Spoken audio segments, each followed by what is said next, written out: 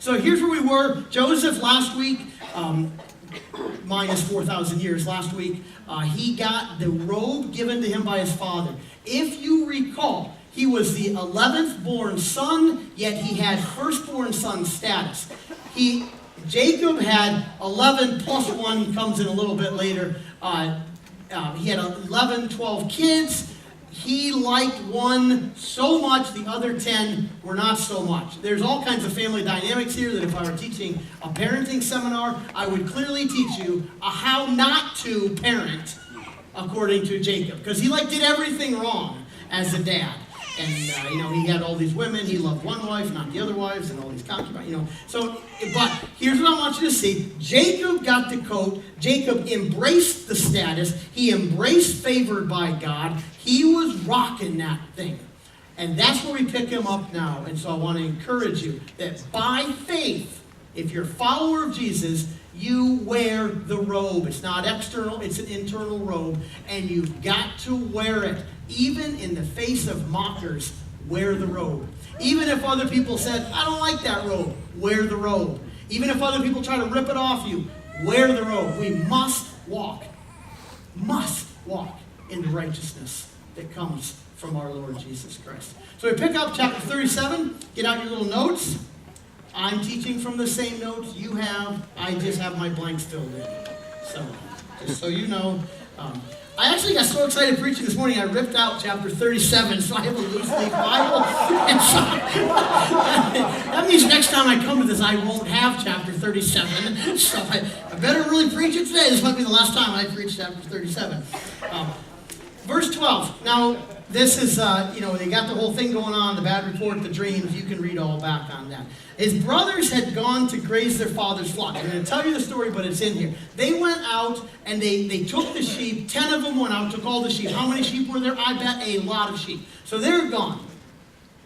Jacob, the dad, says to Joseph, hey, go and see if all is well with your brothers and with the flocks. Bring word back to me. Then he sent him off to the valley of Hebron. Now remember this.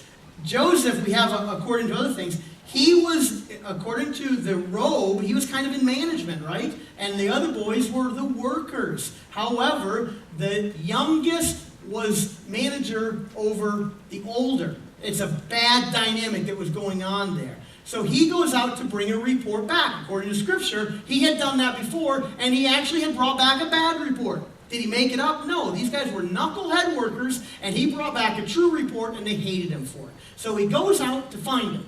So he walks out and heads to Hebron, and somebody saw him, verse 15, a man found him wandering around in the fields, asked him, what are you looking for? And he replied, I'm looking for my brothers. Can you tell me where they are grazing their flocks? Oh, he says, they've moved on from here. I heard them say, let's go to Dothan. So he went to Dothan to find his brothers. Now, I want you to just see this because we live in this type of world. This is small town life right here, right?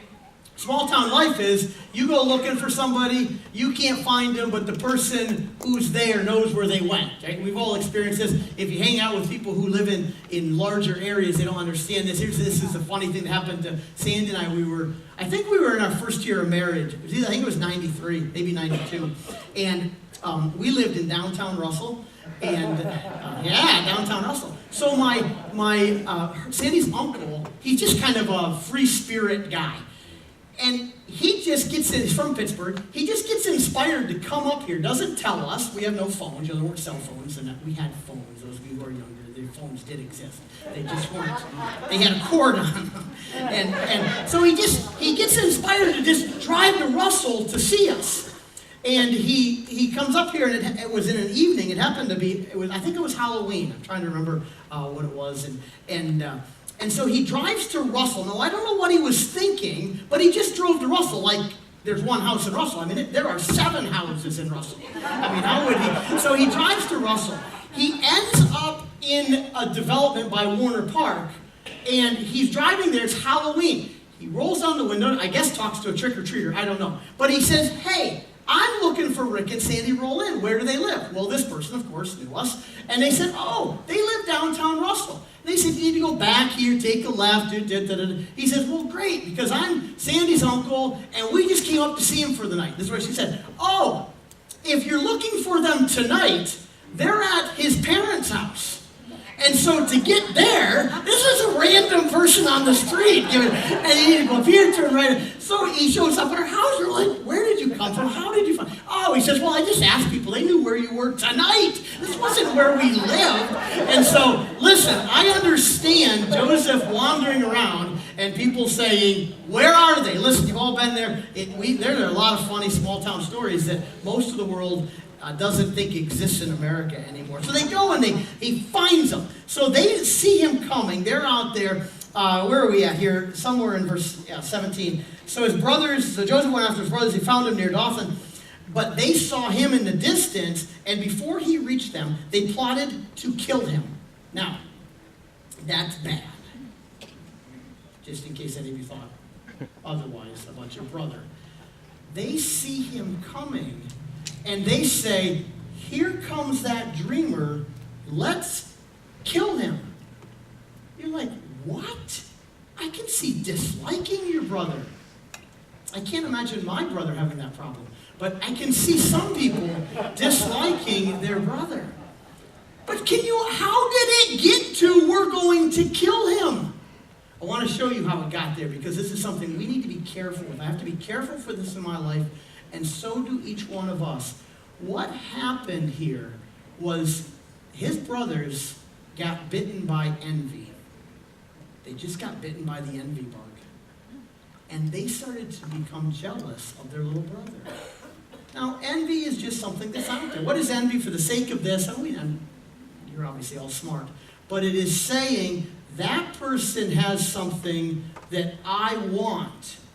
And it progresses from I want that thing to I don't want them to have it, to I want them to get rid of it and I want to get it. There's a progression here. So what starts out as envy. If envy is left not dealt with, envy turns into hatred.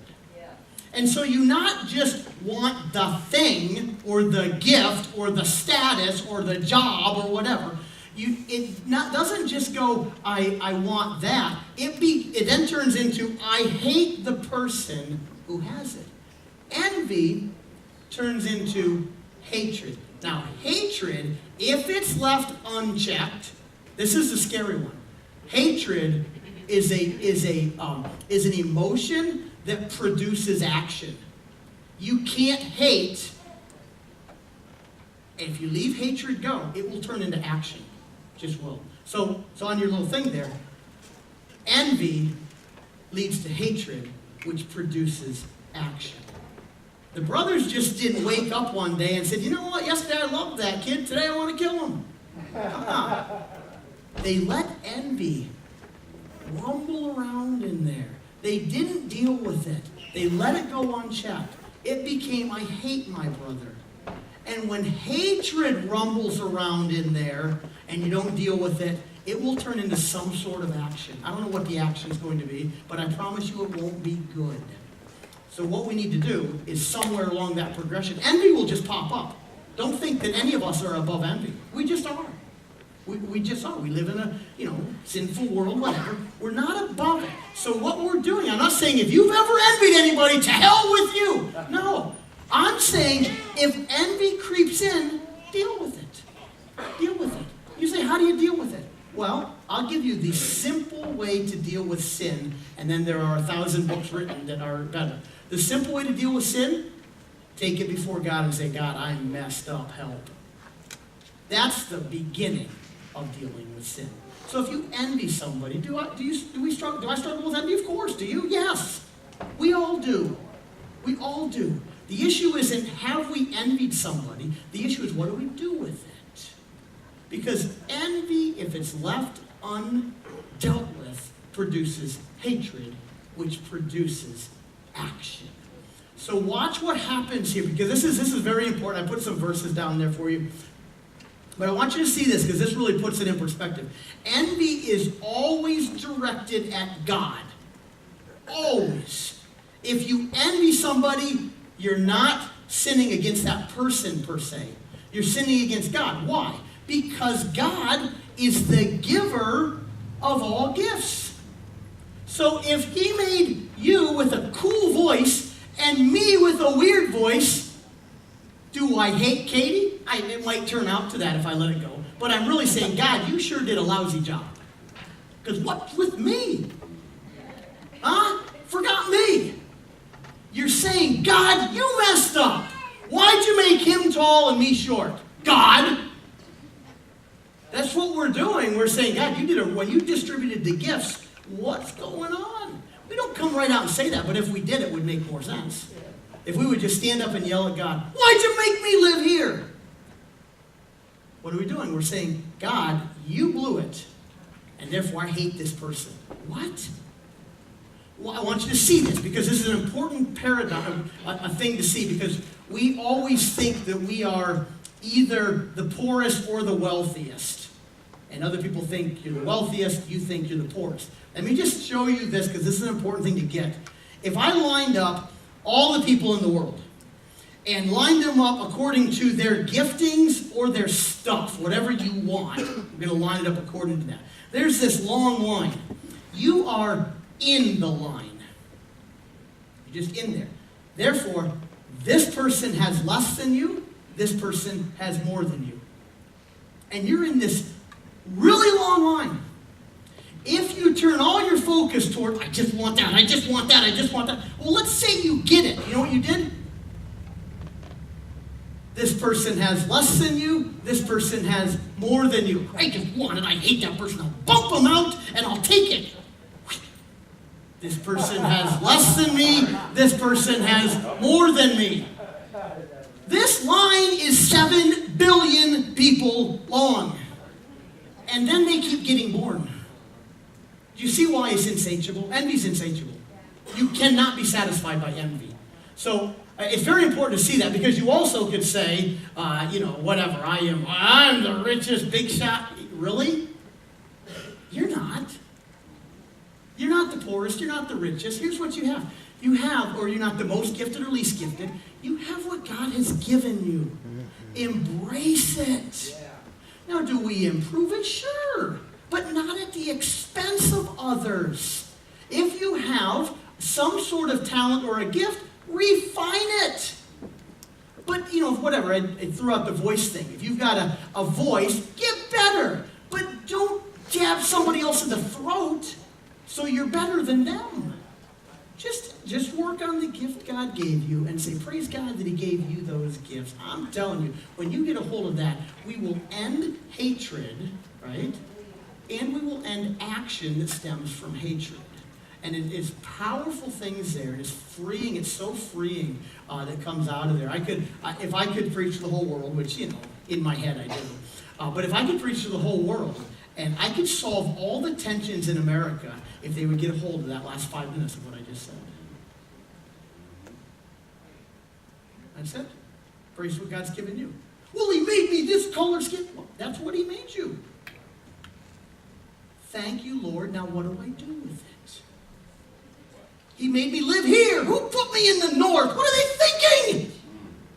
Well, embrace it. And move. That seems to be what people do. But embrace it and thrive in it. Thrive in it. I mentioned last week that I read a lot of biographies. Most biographies I read are people obviously are famous, because otherwise who reads a biography about people you never heard of? Who writes them is the better question. But almost everybody that you think had whatever they have, they came from not what they had. So there's plenty of room for becoming more, but it's never at the expense of another. If you rise up, right, if you're the tide that rises, every boat should rise. If you want to be the top boat, just keep having the tide rise. Don't sink other boats. So, I got to get off that. So, there goes 37 more. Look at this thing. It's gone. So we got the whole envy thing, but here's what Joseph had to do. Joseph had to decide, am I going to listen to my brothers who hated him or his father who favored him? Write that down at the beginning, the top one there. You got to deal with this. Will you listen to the brothers or to the father? This will change your life. If I base my life on what everybody else thinks, I am a fruitcake. I'm nuts. I have no clue what's going on. I will become a different person every single day. And I will go nuts. I'll be miserable, all that stuff. But if I can get a hold of what the Father says about me, then I can walk in the midst of what anybody else says. You're going to see this pattern throughout Joseph's life, because Joseph had a lot of people talk about him for good and bad. He took none of them. He took none of them. And it was his entire life was based on what his father thought about him. It just was what his father thought about him. I can't say this enough because this is life-changing on there. So anyways, let's follow the story through. So he said, let's kill him and see what comes of his dreams. Interesting thing. They said, come now, let's kill him, throw him into one of these cisterns, and say that a ferocious animal devoured him. Then we'll see what comes of his dreams. Cool thing here. When the accuser of you says, we'll see what'll happen to those dreams now. He had no idea they were actually fulfilling the dreams. Is that not cool? Their animosity, their action, their hatred. And they said, yeah, see what becomes of those dreams now. Okay, 15 years later, all these boys were going to come up to Joseph and go, oh, Lord, please give us food. What? Yeah. They asked the question, what's going to become of his dreams now? And you can kind of hear God laughing and say, well, wait about a decade and a half, I'll show you. Wow. Come on, people. Just when you think somebody kicked you in the teeth and you're gone and they've ruined the dream, they are actually probably producing the dream. They're probably producing the very thing that they want to destroy, as long as we don't embrace what they do, but keep embracing what the Father does. So they throw him in a cistern. Verse 21, Reuben was the oldest. Just to give you a little picture. When Reuben heard this, he tried to rescue him from their hands. Let's not take his life, he said. Don't shed any blood. Throw him into this cistern. Because they were going to kill him. Reuben says, don't shed his blood. Throw him into the cistern here in the desert, but don't lay a hand on him. Reuben said this to rescue him from them and take him back to his father. So Reuben was going to be the hero. Listen, if this is your way of rescuing me, find somebody else. Yeah. He was going, I got this cool plan that's going to save face for me, and the brothers will think I'm cool, and I'll be able to save him. We'll just throw him in a cistern. I'll sneak away and pretend I'm going. I'll come back, push him out, and make it go away. That is no way to rescue somebody. That is not. So if you're going to be a rescuer, don't run a covert operation. Go after somebody. Well, what if they want to devour me too? Well, that's the chance you take, baby. You rescue the dying, you might die. But you also might see amazing things happen. So don't be the covert Reuben guy there. So they throw him in so Joseph came to his brothers. They stripped him of his robe. It's a key thing because they were trying to change him. They couldn't.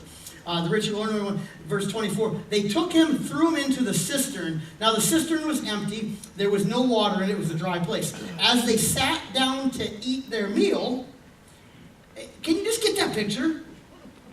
They took their brother, ripped his robe off, threw him in a cistern to die. And he guess I'm hungry. Okay. Get out the tuna fish. Get out the ham. No ham sandwich. Actually, they could have because it was before the law of Moses. So maybe they ate ham at that time. But they sat down and they ate their lunch. You want to be desensitized? Ignore envy. And you will become so hardened. I don't know what Joseph was doing. The Bible doesn't say. But just a hunch. If you throw the average 17-year-old into a large pit and leave him to die, I just got a hunch you might hear a scream. Hey! Hey! Get me out of here! What are you doing? Quiet him down. I'm trying to eat. I don't know. Maybe there was a lid for the thing. They stuck the lid on the cistern. I don't know what they were. A cistern is just a large pool. That's how they got their water. But they had the audacity to eat their lunch as their brother was dying. Envy will desensitize us. And you'll literally watch somebody die and you'll feel good about it. Because why? Because you got him out of your life. This seems like a really hard thing, and it is. And it's a message that I love teaching, but it always convicts me because, man, we're called to love people and want the best for people. And so if we want to get away from that, it's kind of a scary thing. So they eat the lunch in the cistern. They're desensitized. And I want you to see this because this is a really important principle. It says there, our sin can affect, and I want you to get this. Our sin can affect the whole town. This is a cistern.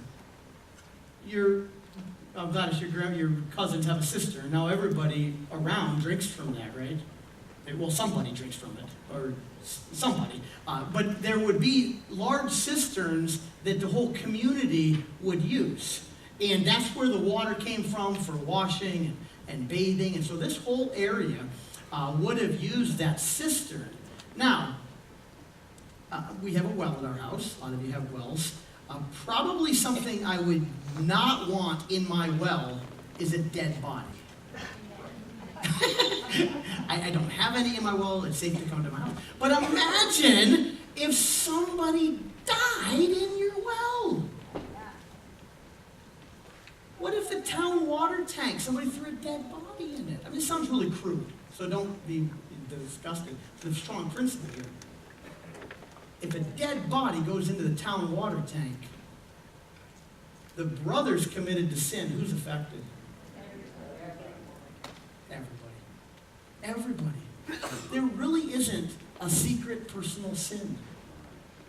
Our sin affects others. There's a ripple effect to our sin. There's a ripple effect to our actions, especially when the action is against another person, is somehow destroying another person. And so please hear this. You don't say, well, it was just me, I'll just deal with it and I'll go confess next week because I'm still mad. Okay, well, in that time, all of a sudden, your kids are affected, I don't know, you know this, but it's just worth saying. We know this. The sins that we deal with, maybe it's alcoholism. Well, does alcoholism just affect the alcoholic? Hello? Gosh, well, how's that possible? They're the one who's taking the drink. It surely is just affecting them. Everybody is affected. This is why it's such a disastrous thing. If it was just one person, destroying themselves, well, so be it. No, it's like all over the place. So never think that you're isolated. And that's also as a rescuer. Don't be a Reuben. Because we've got to rescue because it's going to eventually come back and affect you. So even if your motives are selfish, at least rescue somebody out of the cistern because you're going to want to drink that water pretty soon. It's really a key thing. So the whole cistern thing, the whole dry place that goes on here. And then I just want to, one more point here, and then we'll wrap it up. So as they, verse 25, as they sat down to eat their meal, they looked up and saw a caravan of Ishmaelites coming from Gilead. Camels were loaded with spices, balm, myrrh. They're on their way to take them down to Egypt. Judah's a cool guy, right? Actually, you'll learn in the next chapter. I'm not going to teach it, but you can read chapter 38. Judah is a mess. That's one of the chapters you can't read with children. Now you're all reading chapter 38, right? Judah said to his brothers, hear these words. These are people who did not deal with envy. Watch what he says. What will we gain if we kill our brother? I mean, can you imagine asking that question? What am I going to gain if we kill his brother? He's thinking, he's starting to do the math. He's probably the businessman in the mix. He says, what will we gain if we kill our brother and cover up his blood? Come, let's sell him to the Ishmaelites and not lay our hands on him. And listen to this. After all, he is our brother, our own flesh and blood. And his brothers agreed. And then when the Midianites, they came, his brothers pulled 20 shekels of silver. They sold them to the Ishmaelites who took them to Egypt. Now look at this. They had a little bit of conscience. Not a lot, a little. I really think they probably just didn't want to get all dirty. They said, why bother killing him? We could make 20 shekels of silver off this kid. Because, he is our brother. The righteous. You talk about whatever you want to call it, the religious spirit came over Judah at this point and said, well, he's our brother. We probably shouldn't kill him. But let's sell him into slavery. And we'll probably learn a lesson in that. So he sells them for 20 pieces of silver. I want you to see, there's 3 people in this mix. There's the 10 brothers who received 20 shekels of silver. There's the Ishmaelites who paid the 20 shekels of silver. And there's Joseph right here in the middle. Now, if we were playing a game, I would say 2 of these groups live in slavery and one of them is free. I'll tell you what, you absolutely will see this as you read through Scripture. The brothers lived in bondage their entire life. Even decades later, when their dad dies, they're paranoid. I mean, we're talking decades later. They're paranoid that now they're going to get killed. All those years they've lived in bondage. All those years lived in bondage. They never received freedom, even though they were the ones who sold the slave. The Ishmaelites, and then the Egyptians, but the Ishmaelites are, you know this because you're pretty sharp people. Abraham had a kid, Ishmael, and then he had another kid, Isaac. And Isaac, of course, produces Jacob, and down the line, these brothers, which is Israel. Abraham had Ishmael. Ishmael, from them came the Israelites. I mean, the other people. Gosh, not the Israelites. The Ishmaelites. Why? Couldn't they come up with, totally different names?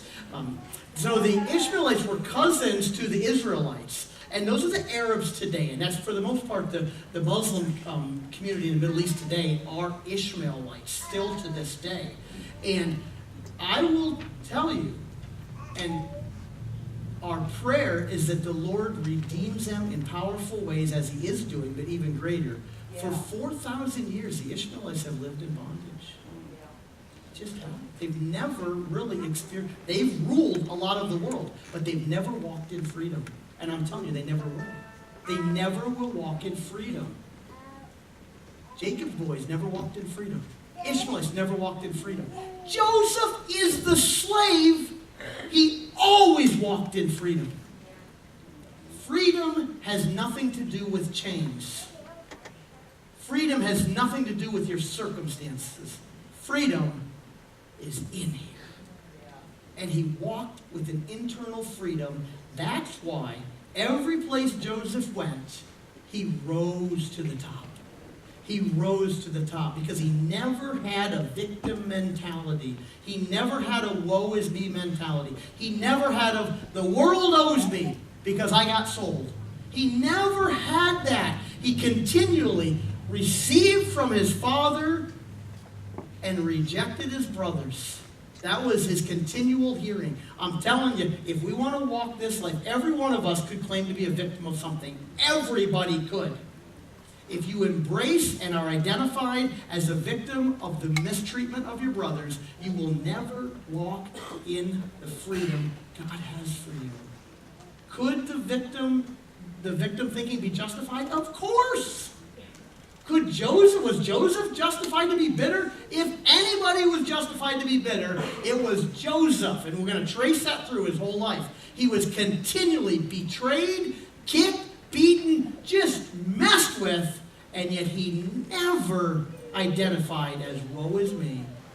He kept hearing from the Father, favored, and he kept waiting for it to be demonstrated to the world. My friends, it will happen to us if we continually reject the words of the world and continually feed on the words of God and patiently wait for it to be revealed to the world.